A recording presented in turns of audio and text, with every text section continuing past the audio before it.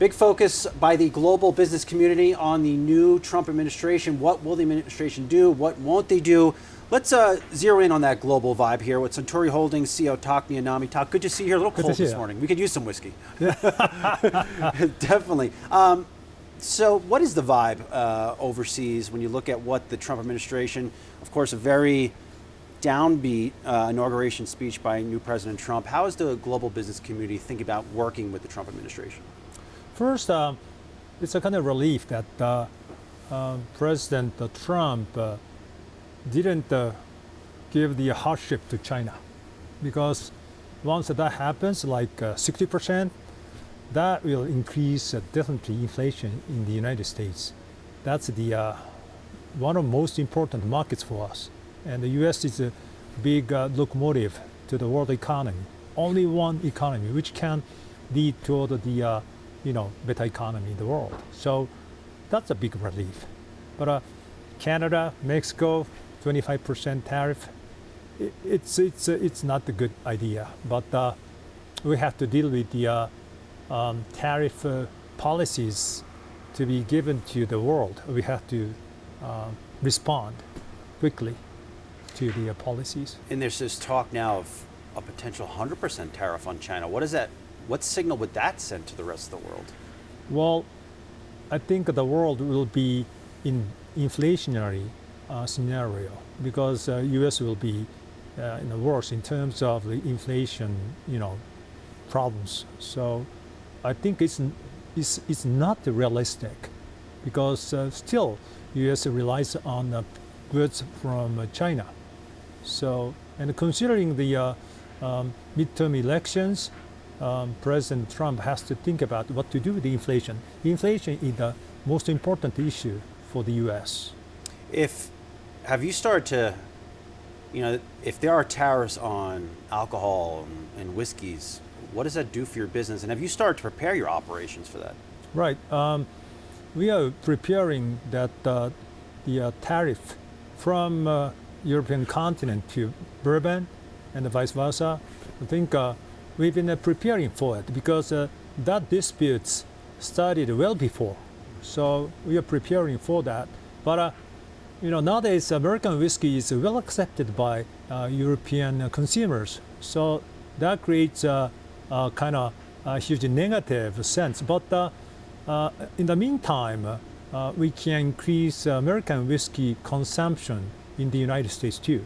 So, and plus, we can take it to other countries like Brazil, Japan more, and ASEAN countries. So we can expand geographically. So I think we can make a successful landing because of the tariff to Europe. Have you had to stockpile whiskey in Europe? Yes, and so we've been piling the our products in Europe, but it's not enough. How long would it last? I think at least a year. So a year worth of stockpile right, whiskey. I think so. Yes. Would tariffs mean whiskey inflation on U.S. consumers? I think a little bit, but U.S. consumers are wise enough to choose American whiskey, because nowadays a variety of American whiskey we offer, and plus just like Japanese whiskey, we can offer more. So I think and plus now that the trend is toward the RTDs, so we can satisfy American consumers by offering many measures. Are you more inclined to invest more in American whiskeys now with the new administration in tow? And if we do get tariffs, would that incentivize you to build more plants in the U.S. or launch new U.S.-focused brands? We do, so that not only increasing volume, increasing the quality, and we need fine-tuned machines, and we want to train people. That's the foremost, and investment not only the assets, but also humankind. That's so important.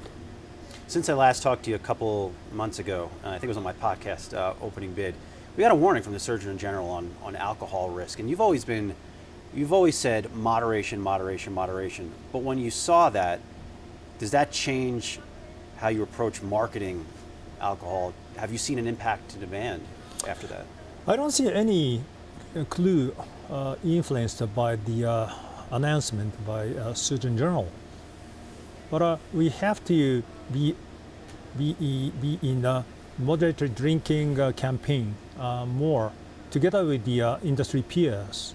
And plus, we are working to increase the RTD space, non-alcohol and less alcohol. But anyway, this trend of less drinking came out of the demand of the Gen Zs. So we are prepared for that. Do you think, is it a longer term risk? I mean, do you see it as a health risk based on any studies you've done at Suntory? Well, health consciousness started after the COVID, to be honest. I think, drinking itself is kind of culture, so it's deep rooted.